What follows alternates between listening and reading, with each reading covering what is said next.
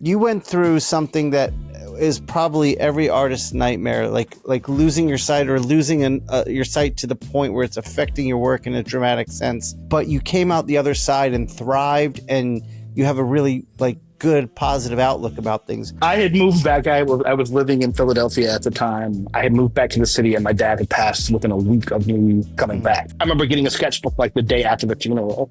And then I started realizing that I had double vision, and I was like, what the fuck is happening? At that point, it was I was at such a low where I was like, I gotta do something. This cannot be what the rest of my life is. I think if any one of you guys had something, God forbid, had something happen like that, it's so ingrained in you. This is your passion. This is what you love. You get up every morning and you think about these things.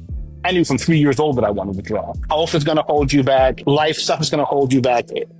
At a certain point, you have to just be like, I got to do this. This is the Inkpulp podcast.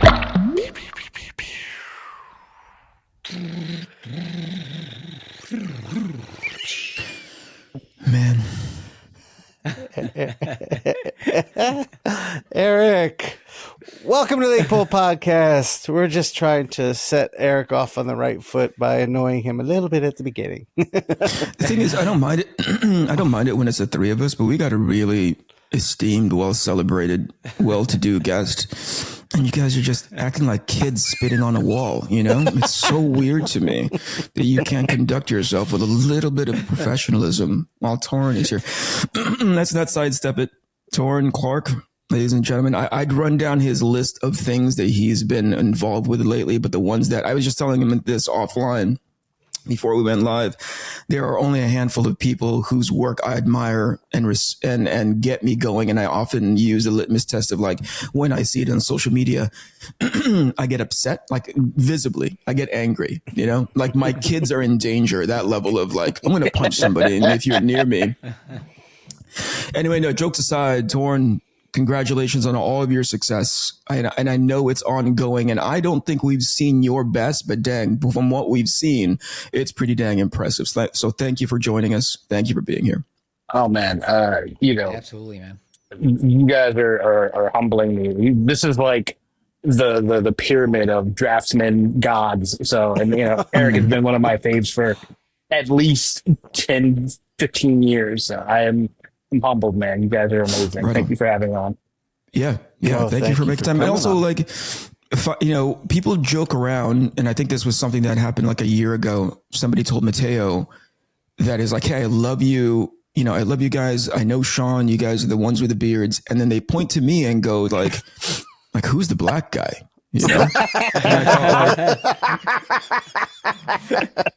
And I thought there's only so much black adjacent representation that I can bring to the show.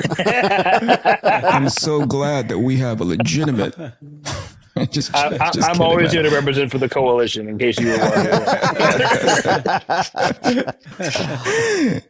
No, seriously, man. I have watched, from a technical perspective, and this is the part that's really annoying because I think there's only so much I could do with digital from a rendering perspective. But there is a, and I say this out of all due respect. There are times when I take a look at your work when you're posting it on Instagram is where I get my Taurin Clarke hit, where I go that's fake. That's how angry I get when I see it. I go that's not real. That's fake. Where do you think well, first of all, I think the better question to ask is, within the context of your body of work, where do you think you started hitting your stride? Because I really believe you are chugging along at 1,000 miles per hour right now. That is an excellent question. And it's funny, I thought about this before I even got on with you guys. Yeah. I've thought about this a few times. I've watched your podcast before. Like I said, you guys are the draftsmen's draftsmen. I'm not that person. I don't like drawing. I'm not the guy who goes, I'm going to to watch all you guys go through this stream of thought of, I'm going to do 20, especially Eric, 20,000 sketches and just fucking freestyle. I am not that person. My approach to all of this is very much methodical. Yeah. I'm like a rap producer. Like I get my references, like samples, and I'm thinking in terms of what the picture in my head is and what I'm going to put on paper. But Yeah. what takes me the longest is the drawing part. Interesting. Well, So I think I told you. I'm sorry, go ahead. No. go Finish ahead, what go, you're go, saying. go. I'll ask when you're done. So this is back in like 2011, maybe just before I started seeing Eric's work and we got to know each other. I had shingles in my eye, and so Oh, I have interesting. severe corneal scarring on my right eye. I lost 75% of my vision. So Whoa. the big thing when I was first on Instagram was like, oh, how do you get your white so bright, or how do you get these, these intense brightness? And that's how I see. So the downside of that is like everything looks like a 70s porno. Like it's like you took Vaseline and smeared it on the camera. I'm into it. I'm into it. It's a vibe. We create a vibe over here. So when you see that haze over my work, it's literally that is what I'm thinking, like 1970s. Wow, wow. So that's the vibe. But because that's of that, why they describe you as the guy with a constant erection, even at shows, because you're always seeing things in that way, right? they're not supposed to do that. This is why we're the weights up. So basically, line work is very difficult for me. Like I struggle to see line like that. So I'm thinking in terms of light and shadow, and that's kind of what's informed my rendering. Like, Yeah. once I'm into it's maybe like a day or two of figuring out the figure, and then it takes me a couple of hours to do like the rendering. That's nothing. Oh, I can, Oh wow. yeah. Like I think there was an X-Men piece that I did for Simone DeMille and Jeff Loeb's new X-Men joint, the Age of Ultron, Age of Apocalypse. Someone asked me how long it took me. The drawing probably took me about a day, and the rendering took me a couple of hours, maybe like 4 or 5 hours. But it's just, even looking at you in the red, like I could render you as that in like 30, 40 minutes easily. Wow. But that's just how my brain works. But you Yeah. guys sit and you draw, and you're like the drawing guys. Like I've never been that person. And as for hitting the stride, your original question, I don't know. I feel like it's constantly a process.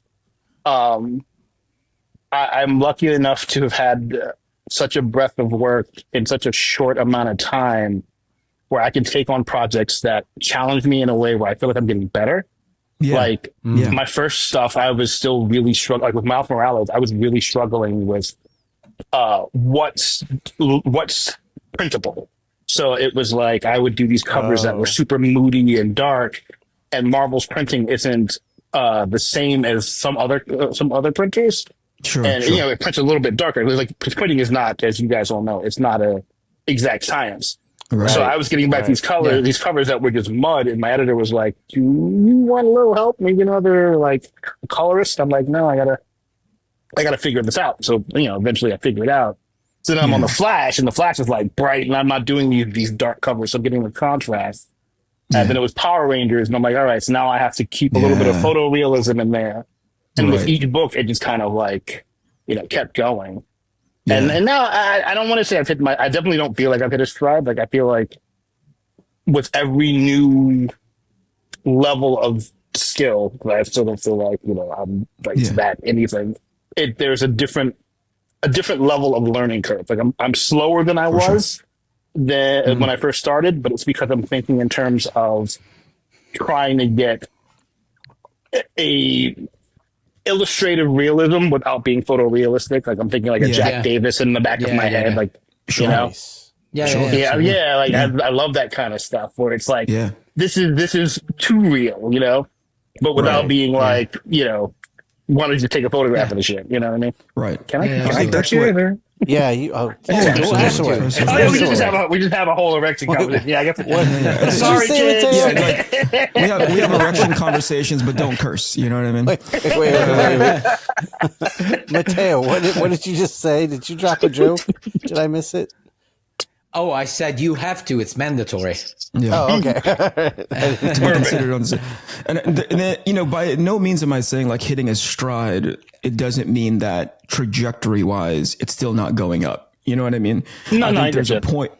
I think there's a point in anybody's craft where it starts to all click. Right. Because in the beginning, I don't know if this is similar for you, but I think I can speak for Matteo and Shawn. In the beginning, you're just kind of fumbling around, you know, like you like a lot of stuff, but you don't really know how to put it all together so it feels comfortable. You're just putting it together in the context of what influences you, whether it be fine art or other comic book artists. But at some point, all the sprocket, all the gear teeth kind of click in, and it all just kind of like, oh, that's starting to work now. I think that's what I'm referring to the most, because in the beginning, you know, the first couple of pieces that I saw from you, I could already tell like, oh, this is not even a guy who's about to turn a corner. He's already turned that.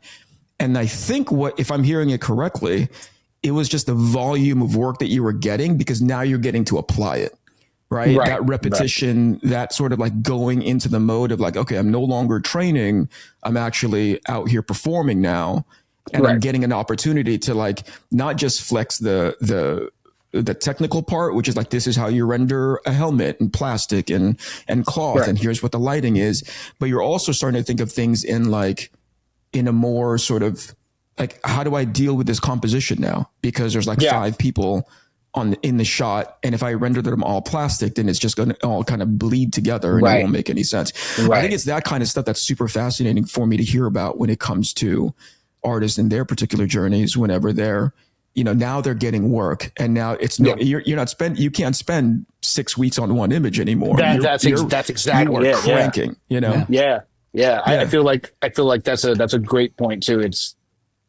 I think where I do feel like I hit a stride, I love composition. Like, I what I could tell.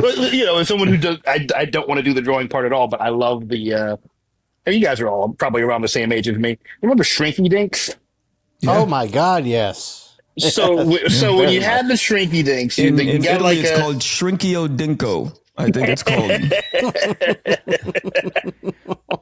Anyway, my Duolingo can't that was terrible. Verify that, but let me get my stride back. I've only been back for 2 episodes. You know what I mean? but the Shrinky Dink thing, it's like, all right, so you've got a background, and you're figuring you can get the little Shrinky guys, and you kind of place them on the pre-done background. So I always do my backgrounds first, and I'm thinking in terms of what's going to make the most sense. And so that's kind of the fun thing for me. Like I'll render the whole the whole character, even if they're obscured. I'm drawing all the way through, because I'm still thinking traditionally, but I'm also thinking of it like when I took design classes when I was in school. I hated art school, but like I was terrible, man. Art school dropout kid. Do whatever you want to do. The teachers don't know shit. They don't know what they're talking about. Hear that, Shawn? Teachers don't know shit. I agree. I got away from it. I agree. Yeah, I mean, now I teach an SBA. School. Oh, there you go. you really have to find like. Well, that's the thing. I tell my students, I'm like, look at your work critically. Look at your work critically. Don't do what your professor does. And that's what I got a lot of. But anyway, from my design classes, you know, we were in the beginning days of Photoshop, they were teaching us to make page layouts, but with like cardboard cutouts. So in my mind, I'm taking the cardboard cutout of, I don't know, Spider-Man and, you know, Dr. Doom, and I'm moving them around my Shrinky Dink page to figure out what makes the most sense in real time. It's a tactile thing for me, even though it's physically. So I'm still thinking of traditional solutions in a digital space. Yeah, that's great. Sure. That's great. That should go a long way with people who are trying to understand. Yeah. I'll say this, like, I know Matteo's been quiet, but, you know, when I talk about people turning I have a a question. I'm just waiting for a minute. You know, when I see people turning a corner, when I first met Maddie, same thing with you, Taurin. Like, when I first met Maddie, he was doing Copic markers with, you know, technical pens, and I did a little bit of like tech brushwork. And I can't remember, and this question is open to you too, Shawn. Like, when was that time? I can kind of like mark where Maddie's turn was, where it was like he showed up one day and suddenly he was like, no more markers, no more tech pens. I'm actually going to do real art now. Yeah. And it was an era. I can't remember the exact piece, but I just Well, actually, you know, for sorry to interrupt, but for the actual books, I've always used the actual brush. Like I was doing fillings maybe with a bigger marker or something, but the lines were always done in brush. The commissions were done with mixed techniques and stuff, and then at a certain point, I became, I started doing basically what I do on the pages, I'll do on my commissions. As well. Yeah. Wow. But I'm with Eric because I think I saw your Deviant, like your commission work, before I saw like Hyperkinetic or Deadpool stuff. So I didn't. What about for you, Shawn? When was that turning point for you? I think I can clock it on Maddie. I think somewhere in the second or third issue of Black Science, I started seeing like, oh wait, he's doing something different now. Yeah, I think that's where I really I started seeing your stuff really like, oh, this guy's some sort of mutant. Like, what the fuck is this? Yeah. For me, it was after I left Marvel. I think it was probably Arkham Manor was where I got into, like, it was on the last Deadpool job I did where I discovered dry brush. Yeah. And up until that point, I was very like slick and controlled, like Gaijin. Like I wanted to look like a Gaijin artist. Right. But it was an accident that happened on a Deadpool book. I was like, "Whoa, what is that?" And it was I saw this dry brush starting to happen. So between that and getting Batman, I'd figured out how to use it, and then Batman was just like a journey of like playing and discovering with it. Yeah. Full disclosure, me and Matteo saw that too, and we didn't know how to tell you to be like, get as far away from this thing. If you want to not go into the future and drink a prospector's worth of water, please get away from this fucking style because it's not going to make you any money. Maddie, you had a question. What was the thing? Yeah. Taurin, since you mentioned timing and speed, and you mentioned specifically the time you it takes you for drawing and then the time that takes you to render. How about the time you spend for the concept behind the cover? Like, are you that is like an excellent very question. instinctual with that, or you start going around the subject a lot of time until you find the perfect idea? What's your process in there? It really depends. Like sometimes I'll get a pitch where I'm like, oh, shut the fuck up. I got it immediately. And it's like, you know how it goes when you've got the picture in your head and it's almost never what's on the fucking page. There's maybe been like you're always like, ugh. Like there's maybe 2 times and out of the 500, 600 covers or whatever I've done. And it's like, I've hit that, but it's the Spider-Man one where he's swinging next to the train. That's one where it was like, this is what's in my head. I know that guy. It just even if there's technical stuff where I'm like, I would change that, I still feel like it's the execution because it had been in my head for years before I even got to that point. When they asked me, we want you to do an iconic shot, like I know what it is, but sometimes I'll get stuff where it's like something a little conceptual or whatever, like with my Green Arrow covers, like my editor really just kind of lets me do more compositional kind of old noir detective cover kind of things where I get to do like movie poster kind of things. Sure. That's kind of like, how can I take this paragraph of information and distill it down into little sound bites of information and story vignettes in this one image? And sometimes it's like, it could take a couple of days. Like I like to have at least 2 weeks of lead time for something where it's like a main cover where I have to do a story, like a pinup or something like that I can do. That's not a problem. But like, I do need lead up time, which leads to me just looking like this a lot of the time in my own brain, trying to figure out, what's going to be something that's going to convey a story. Do you try to figure it out in your head before you start to figure it out on the screen? Oh, wow. Absolutely. What about you guys? Because I figure it out on paper. Oh yeah, I've seen that about you guys. You guys are paper thinkers. I'm not that guy. Once I put it on paper, that's where it distills it. Yeah. Depends. Yeah, for me, it really depends on the cover. As Taurin would say, sometimes I read the story or already have an idea and it's already there. So it's a matter of just, finalizing what I have, putting on paper what's in my head already. And sometimes I can't find anything. So I'll start Googling previous covers, or I might think about a specific vibe that the cover could be. Like, I don't know, like I want it to be, as Tony mentioned, like a more noir cover. So I'll just start Googling like noir movie posters or something, waiting for something to come. And if nothing comes even there, I'll start just drawing until something happens, Yeah. It's it depends. I have different approaches depending on the situation I'm in. I'll let you, Eric. Yeah.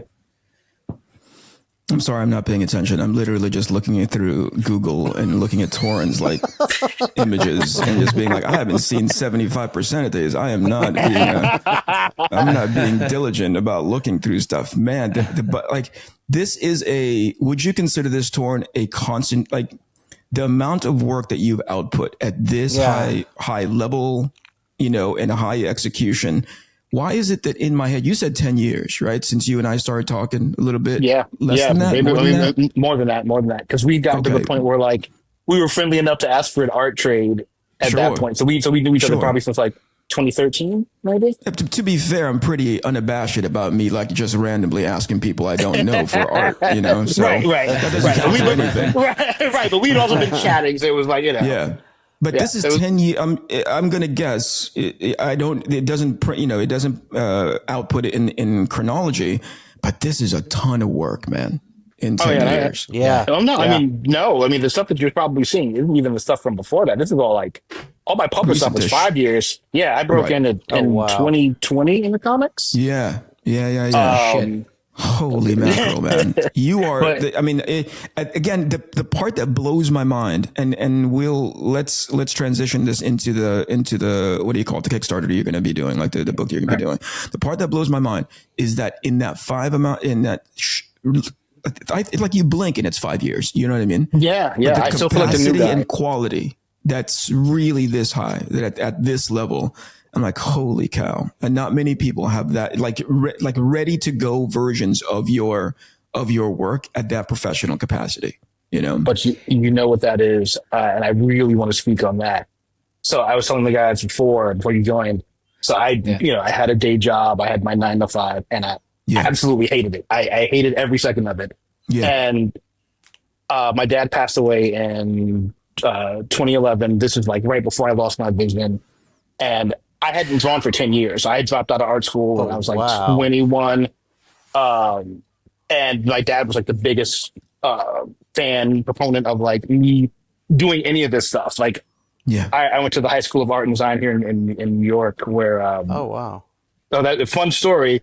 Dennis Cowan from Milestone talked me into going to art school when I was 13 at a random con. He was like, I went to school here. Him and Dwayne McDuffie. This was like a couple of months before Milestone dropped.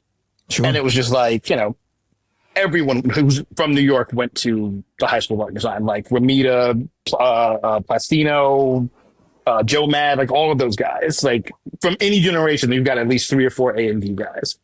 And so, I thought that I was going to be the comic book guy. And then I got a portfolio review from Neil Adams in 1997 that was brutal.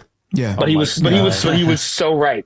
He was so right. Like I wasn't even mad because it was like, he made me understand that there were things I didn't know and I didn't have the language to ask. And my problem was I wasn't getting the information that I needed to be able to have the language to even discuss it. Like comics art had gotten horrible at that point. Like, I grew up with the John Burns and Alan Davis and, classic guys, Buscema, like, I wanted to draw like that. And then I'm getting a Xerox of a Xerox of a Xerox of a Xerox of a guy who, I like, but isn't technically what I need. And it's like, all right, well, if I'm not getting this stuff in school and I'm not getting it from the media that I'm consuming, where am I getting it from? So for 10 years, the 10 years of not drawing, I absorbed as much as I could. Like I didn't even realize that I was doing it. Taking 10 years off of drawing was the best thing I ever did. Yeah. Because Wow. you're thinking in terms of like what you like and what appeals to you without having to technically apply it. Like it's like I'm not going, oh man, I wish I could draw like whoever, or I could render like this. I'm just like, oh man, it's a cool picture.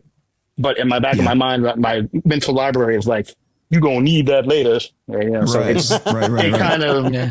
it kind of just built up. Like it stopped being like, okay, I'm getting like some random book of like comic crap, but then now I'm getting like the Drew Struzans and my Bob Peaks, and I'm getting into Robert Fawcett and Austin Briggs and Al Parker, and I'm looking into stuff like that where it's like, now I'm getting illustration because I didn't know that I didn't want to do comics.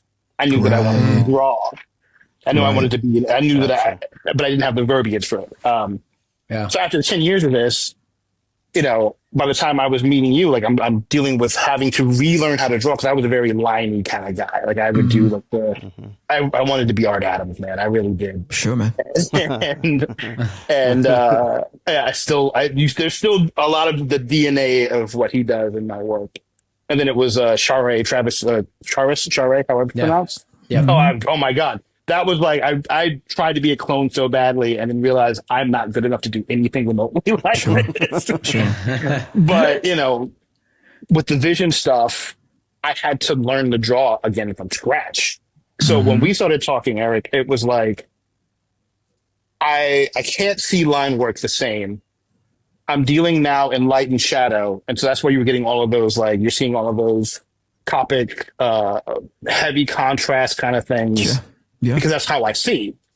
And so over the span of like 2011 to maybe 2019, I'm kind of just refining. Yeah. Then I actually, fun fact, I actually met Art Adams and I showed him some of my work, and it was probably one of the best comic book stories I've ever had. He was at a con, and I was like, I'm sorry, I just wanted to talk to you. I apologize, I'm going to fanboy out. And he, he's like, oh, thank you, blah, blah, blah, very nice. And I was like, do you mind if I showed you my work? It was like 2016. And he's like, he's kind of got like a face like, oh, here we go. Yeah. And I handed my phone with like and stuff, and he stopped and kind of squints. And he puts his glasses on and he sits back and he smiles over to Mark Brooks and he goes, Mark, this guy's better than you. And objectively and subjectively, that is not true, but it was like a fucking shot of lightning. Of course. And thank you to Mark Brooks for being a sport about that. But it was such a dope moment where I was like, oh, the guy who made me want to do this gives the thumbs up. And he was like, what the fuck are you doing with it? Like, what's your goal? I was drawing stuff. And he's like, well, the only thing keeping you from being published is you.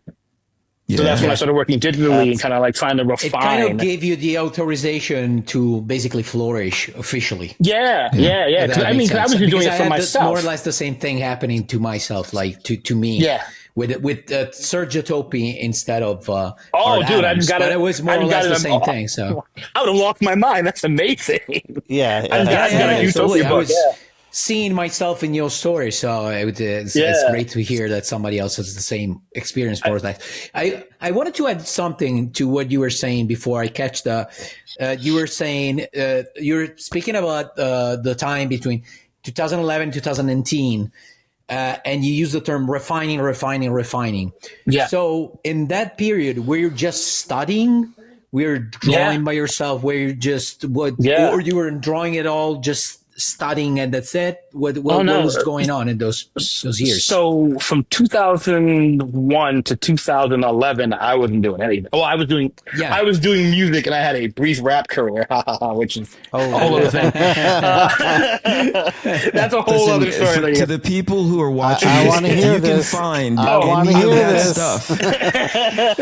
We will give you a copy of Matteo's book with his signature on it. Go and find this former rap career at Taurin Clarke. Luckily, I didn't actually rap. I made music. I did beats. It was very fun. But it was the same Sure. process as like it's drawing. Like I'm getting Yeah. my samples, my references, and I was lucky enough to over the years befriend a few of like my producer heroes, and I was like, you Well, don't like who? understand. Tell me who. Tell me who. Well, right now, Pete Rock is one of my faves, and Yeah, we chatted. he's He's a great. big comic book nerd, and so Yeah, we're, he's a big nerd. Yeah, yeah. But I told him I was like, dude, your sampling helped me learn so much about art. that's And like, amazing. there's a song on the second, and I know you're a hip hop guy, so I always hear like the deep mob deep cuts or whatever you guys have got going. Yeah, There's a yeah. there's a song on the tail end of the second Pete Rock and Sail Smooth album called "It's on You," and there's a Uh-huh. sample in that. My dad was a DJ, so we had a litany of records in the house. Like if you named a band, I could tell you what label they were on, like what year their best shit was, like all that stuff. So my dad would buy these records and we'd listen to the samples. And that Pete Rock sample, it's this jazz musician, Ahmad Jamal, and it comes from this album from '72 called The Awakening. And the sample is from the song The Awakening. And it's this beautiful piano piece, and it's super complex. And then he just kind of stops and pulls back and just lets it fucking breathe. And it is the most fucking eye-opening thing I think I'd ever heard. Like, I love the hip hop part of it, but hearing the actual jazz part, it's incredibly complex. And he just stops. It taught me you don't have to fucking draw everything on the goddamn page. You don't have to be Yeah. banging the keys to like get your point across. You can do this amount of information on the page and let the viewer make up the rest. Like it's such a beautiful thing when you can kind of connect the dots between all of the things that you love. And so music was a big Yeah, part of that's that. awesome. That's I great. don't remember how we got to here or what the original question was. No, about the whole process between Oh, right. 2011, 2019, and you Right, you so what- started it from 2001, 2011, Right. deciding the fact that you were trying to make music, and then Right. getting Okay, to thank you. Thanks for bringing me 2011. back. No Me and my problem. Alzheimer's. So 2011, 2011, I'm just learning to draw. Like I'm just learning to like sit down and get a sketchbook and just work. I wouldn't say until maybe like, and I would buy art books or whatever, and I got really into like Instagram was kind of popping at the time, so it was a lot of us kind of growing at the same time. Back when you could like post stuff and it'd be like, oh, everyone on my timeline can see it. And Yeah. I would say around like 2015, 2014, 2015, I gained a sizable following of people who were like, "Oh, how are you getting this light on your copy drawings? How are you doing these things?" And it was just kind of me figuring out how to use what would be a disability to some to my advantage.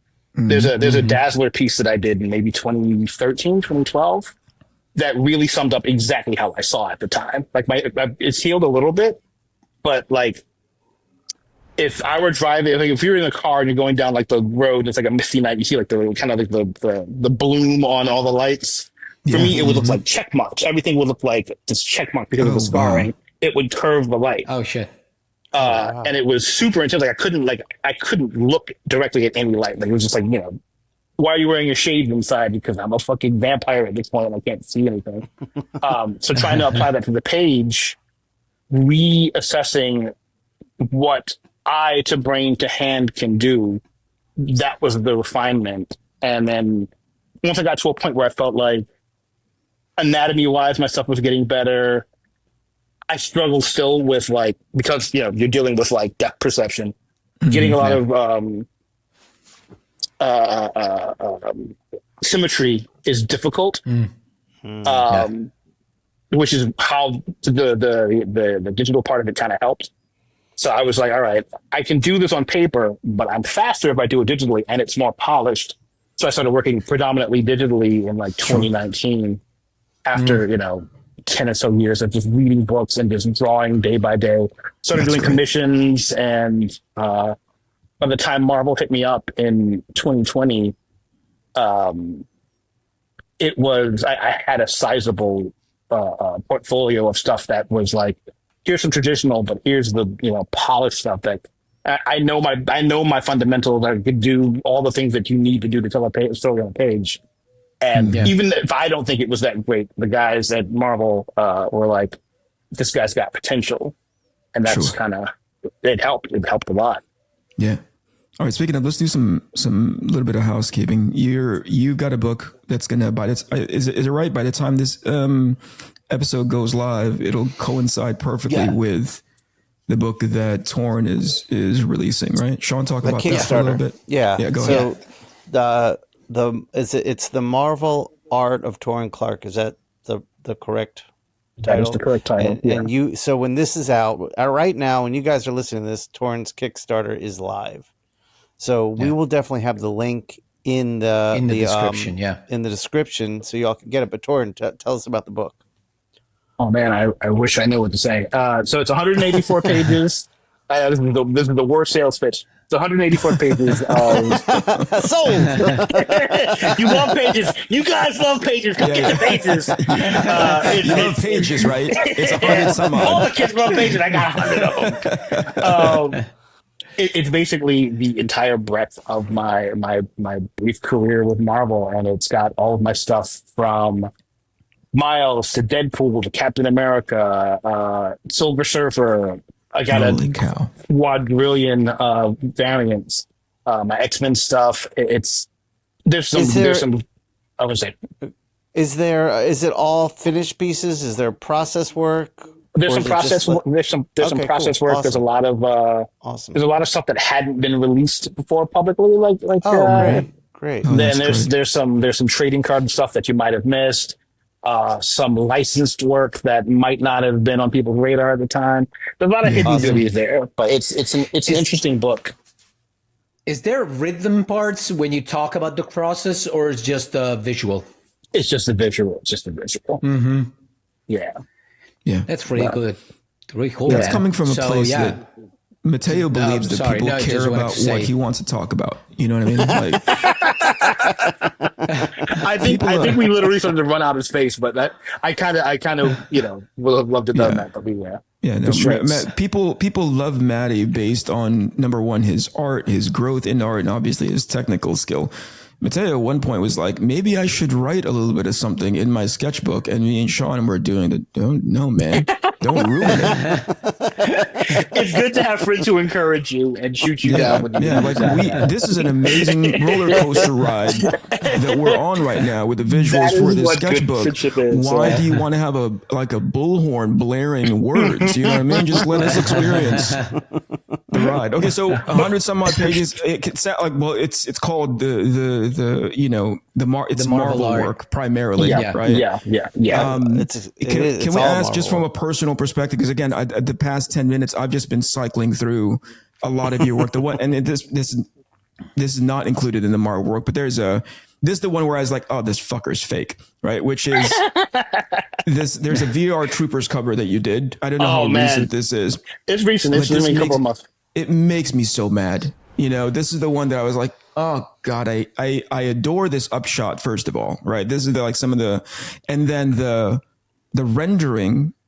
The part that makes me mad is and he's not even the foreground guy, but there's a guy in white armor. Jamie, put this on the screen. On the left. Yeah. Yeah. Jamie, put this on the screen. On the left. That is for me, that is top shelf. For me, on my best day, I'm fully awake and I ate breakfast that day and there's no stress. I can't render white armor. That's a very specific thing, right? Like white, clear, polished, plasticky sort of armor like that. Like I can fake the other stuff, like metal armor from a knight, but that one in specific, I was like, that made me so angry. And it's weird because it's not the main figure, It's going to make you throw up how easy that is to do. It's don't tell me. No, I'm going to tell you. It's contrast. I wish I knew how to explain it in a way where it's like, and I tell my students that this, even Eric could understand it, but Say it like a stupid kid. The kid in the back of the class, the kid eating the glue. The glue kid loves this one. Just wiping my poop on the walls. It goes back to the Ahmad Jamal thing. That took less rendering than the guy in the foreground, but your brain is doing the heavy lifting. I didn't draw shit. I did nothing there. It's maybe like it's maybe like the line work.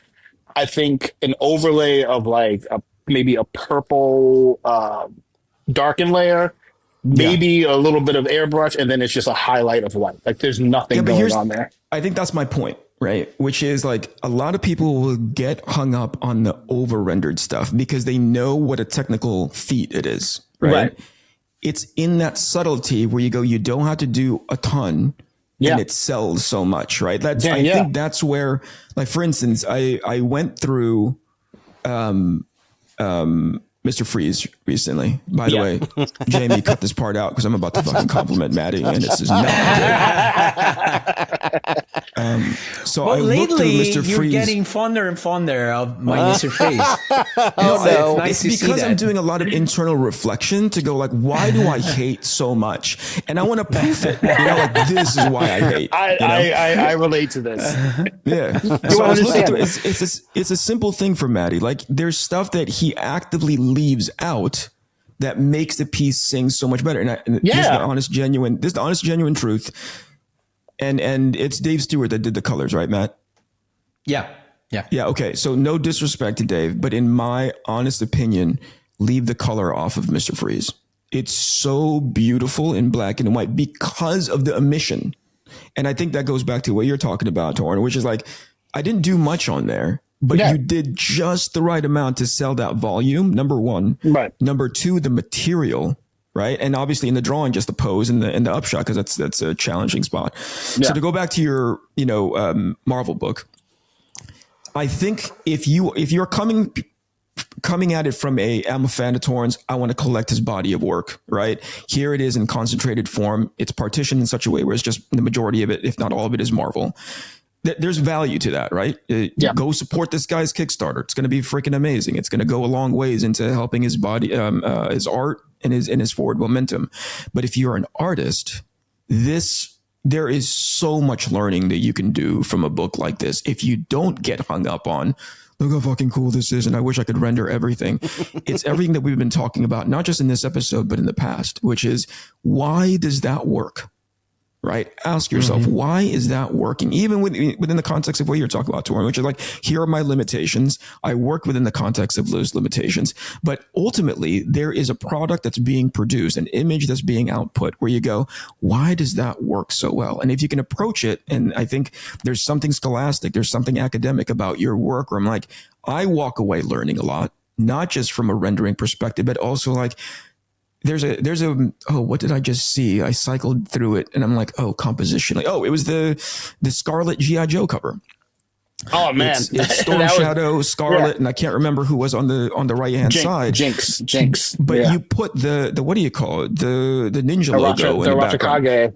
Yeah, as a compositional element. Yeah, and I'm like, I would have killed myself trying to think of something to put back there. Is it a dragon? Is it 600 more ninjas? But you said like, no, I'm going to use this thing that's well known, almost subliminal. I'm going to put it in the background. Yeah. So go buy this book. It's what's the price tag that you've attached to it so far? Have you thought about $7,000? Yeah, I just need 3 people to buy this book. I have no idea at present moment. I think we're still figuring out. So there's tiers, right? So I think we've got like, I don't know what the base is, but then we've got like posters and there's puzzles. There's t-shirts. There's so many other things that we're doing with it. I think we're doing remarks, which will be really fun. I did a couple of test ones. I don't get to draw traditionally anymore. So I was talking to Paulo Rivera, who I adore, super nice guy, and he was like, he's the remark king. And so I was like, how are you doing these? And he's like, I use was acrylic gouache. Whole acrylic gouache. Yeah. And I am terrible at that. But it's it was nice to like get back in and be like, okay, I get this. And so I'm excited to do stuff like that for the fans. There's a lot of like incentivizing stuff that I'm like on top of the body of work. If you don't already know my stuff or have like a particular thing that you want to own, there's like I think we're doing like packs of 5 posters for each tier. Yeah. And they're some of my absolute favorites. Like, and That's people awesome. have been asking, Awesome, man. and it's hard to get that stuff out because there's so much licensing stuff. So to Yeah. have it all in one place where I can be like, oh, you guys have been asking for the cover for X-Men 2, which is one of my favorite things that I've ever done. I felt like if there's one of the covers that I felt like I fucking nailed it, it's that X-Men cover. Yeah, boy. And again, Let's put that up too, Jamie. Let's put that up on the screen, you know? it's funny to look at it too, in terms of like being a music nerd and sampling the references that I was pulling off of that. Like if you look at Magic in the front of the issue, her expression is from Suzanne Summers' book of poetry from like 1980 something. It's been burned into my head for fucking 1,000 years. It's the stupidest poetry, but like it's like her eyes. She's kind of like, and so you don't know where you're gonna pull these references from. Like Magneto is kind of like using his hand to like bend the beam. That's like an Akira reference. Juggernaut's in the background. He's doing the jump from Marvel versus Capcom 2. Like there's like little things here and there where it's like you're just pulling the information from your experience. Yeah. And there's references like that in all of my stuff. It's all I'm a pop culture fucking nerd, so there's always going to be Suzanne Summers somewhere there. And 70s porn, which is how we got that to Suzanne Summers. So I wanted to mention a fun fact, and I wanted to check if Taurin has heard about this. So Taurin, this book is done in collaboration with Essential Sequential, which is the agency that represents it's basically run by Jason Schachter, who's our art dealer, who's been amazing. And I don't know if Jason ever mentioned this to you, but originally, so the Marvel Art of is a kind of series of books, of art books that he's doing with different artists. Yeah. So you're the next one in line before you. It was Art Adams. And then I don't remember David Finch. Yeah. Okay. Kubert. So you're in great company. Yeah. Andy Kubert. So right, Andy Kubert as well. Yeah. So at first, Jason wanted to offer a really cool product, even in the boxing. On the boxing stage. So basically what he had done for the first campaigns was having these nice, so when you pledge to the campaign, the book will arrive in a nice like purple box, which is the Essential Sequential color, basically, with the Marvel Art of general text. There was no name of the artist, but the Marvel Art of, and his idea was this is going to be like a sort of franchise. So every book, the Marvel Art of, will come with this box, that box. Beautiful. Shawn has. But it was, I think, in my opinion, a really great idea. The problem is that he had to change policy because the delivery guys would see the Marvel Art of and would steal the package. Yeah. So he had to change. Well, also, it's more than that. Box. It's more than that. The box now is just like a black box that has the word anthrax on it. You know? But it has 200% delivery. You know what I mean? Something else started happening where people got this beautiful box, but because it was shipped, it had little dings in the box. The books were fine. Yeah. And he was getting complaints like, "Hey, my box is damaged." Oh shit! What? It's a box, and they're like, "No, it's made to be damaged." right. Yeah. Hey, the point being, congratulations, man. Again, it hasn't launched yet, but number one, keeping the company that you keep, and as far as these Marvel Art of books, that's and for me, that's a great sort of Knights of the Round Table to be associated with. So congratulations on that. I appreciate that. And without jinxing it, I think this is in a pretty good trajectory pre-launch. But you can come back, like if it doesn't do well, if you sell like 2 copies, you can get mad at me. But I'm pretty convinced that it's going to do dang well. We're going to do our best on our end once it does go live to consistently talk about it to help get the awareness out there. Absolutely. But dude, I really appreciate that. Congratulations. Tony, I wanted to ask you something. Is this your first Kickstarter campaign for anything, or you've already dealt with Kickstarter Kickstarter before. No, I'm green as fuck, man. I don't know what I'm doing. I'm just bouncing off the That's whatever about, it is. 'cause we I'm don't like, know that what we're sounds doing good. either, Yes. man. Yeah. Well, But no, for I mean, me, it's it's good. Sean in his previous Kickstarter was acting like he had all this strategy. You know, he turns off the camera and he gives me a call. It's like, I don't know how this is I don't know how to drive this car, man. You know, like I'm just jerking the wheel around, cranking on the clutch. I don't know how to drive this thing. I feel like it's a lot. It's a lot of comics in general. Yeah. That's true. I was thinking it's a good thing that I mean I don't know how many people will bring to the campaign. Hopefully, a lot.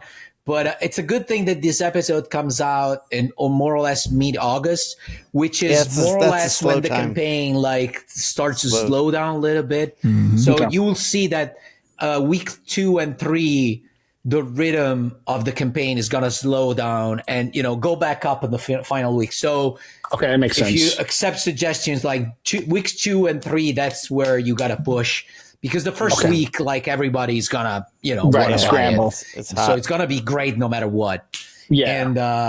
And absolutely. Week 2 and 3, there's where you gotta push. Yeah. That is excellent advice. That is an open invitation at any time during the campaign. You want to come back and just chit chat with us to, Dude. there's that lull. Please. Give us. I mean, I just opened it up. I didn't even bother asking Shawn. I'm like, I know this is your show, Shawn, but we're bringing this guy back to talk about his campaign. Mid-campaign. Seriously, man, I have a huge level of belief in your work, and if there's anything I can do from my end, including superseding Shawn's show, I'm happy to do it for you. No, or sending a Venmo or something, whatever. I need like $2 or $3 for like a sandwich.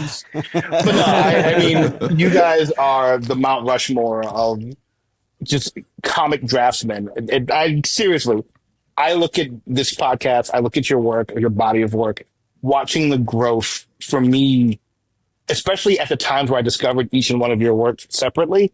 It was like, there's so much more that you can do than just what's on the page. Like, you can make this bigger. You have to expand your horizons. So to have guys who are like constantly doing some next level shit be like, we like your work, that means a lot. To that VR Troopers business, Eric. Yeah. That's an Ericism. The angles, I constantly am thinking about how you make sure that whatever angle your illustrations are, it's something that's engaging. That is constantly in the back of my mind.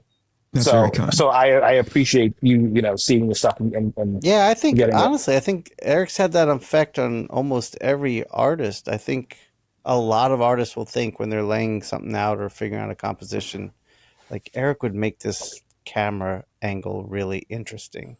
Yeah, I'm looking at a photograph. I'm looking at a photograph of Mount Rushmore because Taurin referred to the podcast like the Mount Rushmore. That's what I was thinking the whole time. I'm putting myself there. I don't know if you've noticed that. I put myself there too. No. I'm also much bigger than the rest of you. Yeah. So Jamie, our editor, please do a Mount Rushmore with oh my God, you guys are putting Jamie to work. He's earning his money in this episode. It's about time. Here's the thing. I don't think they allow more than one guy with a beard on Mount Rushmore, so one of you guys need to go. I want to ask Taurin one more question before we're done here. You went through something that is probably every artist's nightmare, like losing your sight or losing your sight to the point where it's affecting your work in a dramatic sense. But you came out the other side and thrived, and you have a really good positive outlook about things. Was there a difficult transition period to get to where you are now, or you just rolled with the punches as they came? Oh no, there was definitely oh my God, what the fuck? It was, I mean, I can glance over it now and I can kind of just go, oh, good times. But, I had moved back. I was living in Philadelphia at the time, working corporate for the job that I was doing. And I had moved back to the city, and my dad had passed within a week of me coming back. I had the shingles a year before, but the shingles in your 30s is generally something like you've encountered a crap ton of stress, and like my job was so bad I would have panic attacks that would put me in the hospital. Yeah. I was there. It's not a good feeling. You process your stress, kids. So after my dad had passed, I was like, well, I remember getting a sketchbook like the day after the funeral. And then I started realizing that I had like double vision, and I was like, what the fuck is happening? And it was just dark, man. Cause it was like, you're used to you don't realize how much even basic stuff with your eyesight affects you. Like I would just get frustrated. I couldn't watch TV for too long. Like I still kind of like squint like this when there's like too much of a light source. But I think at that point it was like I was at such a low where I was like, I gotta fucking do something. This cannot be what the rest of my life is. And I look back and I saw a text to an old friend, and I was like, I can't be doing this shit in my 40s, man. I can't be doing any of this. And breaking and like changing careers, changing my entire life trajectory at 40 was like a major thing for me. And it was, you have to have the faith that something better will happen. You have to want that. As long as you've got most of your health, your hands, your brain, like you can do it, It's tough. And I can't speak on everyone's experience. Some folks will have, health stuff that maybe they can't recover from as well as I did, I see people. There was a guy who DM'd me a while back when I talked about my eye stuff, and he was like, he had eye cancer. His eye was removed. He was asking me for advice. Wow. And I was like floored, because I'm like, I don't know what to tell you, but the fact that you're still trying means so much. You just keep doing it. And I think okay. No, go ahead, Ben. If any, I think if any one of you guys had something, God forbid, had something happen like that, it's so ingrained in you. This is like your passion. This is what you love. You get up every morning and you think about these things. I knew from 3 years old that I wanted to draw. All that other shit was a fucking detour, because you're listening to other people's fears and other people's concerns about your shit. Like, if there's something that you want to do, you do it. And if health is going to hold you back, if life stuff is going to hold you back, at a certain point, you have to just be like, I got to do this. I want to do this. Man. Nothing's going to stop me from doing it. And that's kind of how I felt. Okay, so two things. That's inspired and inspiration, man. So I hope Jamie finds a bunch of stuff that he can clip in that and be like episode of Growing Pains. Yeah. No, I mean, like that's the genius about Jamie. He somehow finds that sort of statement that, encompasses the spirit of the episode, number one. So thank you for being vulnerable like that. Thank you for me, I'm walking away inspired. But number two, Shawn set that up. I knew you were going to do this. I was exactly like, oh my God, we're going to do the fade to it was just going to desaturate, because it was Shawn's polite way of saying like, tell me about the most depressing thing that you can talk about. And I'm here for that. It was Shawn. I couldn't see, but just put Shawn as many chains around you and lash yourself. You see the camera of Shawn just slightly vibrating. It's just shaking. The motion. Yeah, dude, Shawn was so like, we were talking about Mount Rushmore. The problem was so was I, so it's fine. The celebration of I wanted to Shawn was like, lash yourself, tell me about the awful things. Thankfully, Taurin has understood the climb back into the light that is away from you, desaturated, and darkness edges Shawn, Okay, my turn to speak now. Man. I wanted to celebrate the testament of your spirit for pushing through that and thriving on the other side, because it's an inspiring, amazing thing you've done. 100%. So I appreciate that. Absolutely. Yeah, so fuck you, Eric. Yeah. I'm not the only one who said it. Well, here's the other part of this. Eric. This was all a big setup. But this is all a big setup. I was going to say, you worked through all these difficult times to come out on the other side, to thrive and be celebrated as an artist, just to hit this moment in the podcast where Matteo is going to make you regret everything you've done. There we go. All right, now we're talking. All right, so before we do that real quick, is there anything you wanted to shout out or say before we end it? Your man, social medias, any projects. We know about the we'll do that. Kickstarter. Anything We'll else? do that on the side for you. Like it'll be in all of the description. Jamie will put it up on all the important stuff. But if there's if there's any specific things that you want us to, the 5 people who watch this show to be aware of. I feel like I'm put on the spot. I can't think of anything outside of the Kickstarter in August 29th. I got Red Hood and the Huntress coming up for DC, which is really exciting. Nice. I feel like everything else I can't really talk about. Maybe it's all cover work, no interiors, right? No interiors. Yeah, that's what I was closing with. I wanted to ask you if there's any kind of temptation of trying to do interiors. Yes, but only if it was my own book. I do have a story that I've been writing. There you go. That's the right answer. That's the right answer. Yeah. Awesome, man. All right. Saving the real globetrotting for my own shit. But That's perfect. All right, now it's time to regret everything. Here we go. Matteo, take us out. Taurin, are you familiar with it, or just you don't know what's going to happen? I don't know what's going to happen. This is going to be great. Oh, no. It's going to be a great surprise. Oh, God. Are you ready? Okay. Yeah.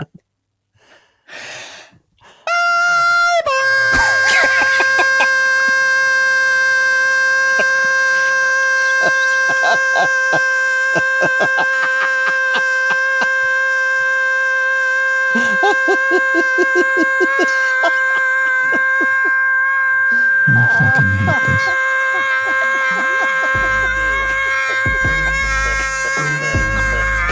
The Inkpulp Podcast.